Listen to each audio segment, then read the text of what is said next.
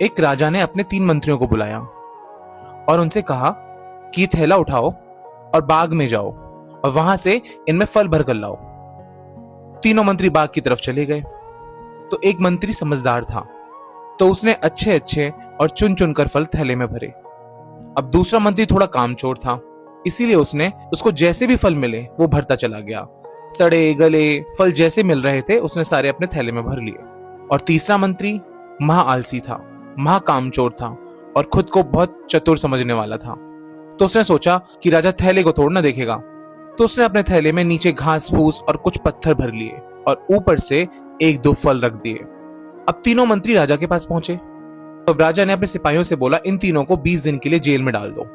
और ये भी ऐलान कर दिया, जेल में इन तीनों मंत्रियों को खाने के लिए कुछ नहीं दिया जाएगा।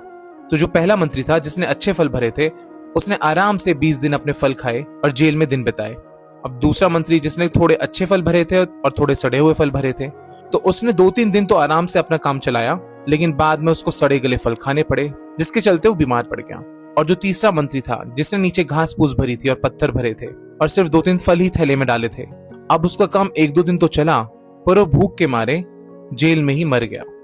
इस कहानी से हमें ये सीख मिलती है कि हमारा जीवन भी एक बाग की तरह है और हम अपने कर्मों से अपने थैले को भर रहे हैं। तो इसीलिए हमें अपने कर्मों का थैला अच्छे कर्मों से भरना शुरू कर देना चाहिए, क्योंकि हमारा भविष्य हमारा कर्म ही बनाते हैं और जैसा हम करते हैं वैसा ही हमारे पास लौट कर भी आता है।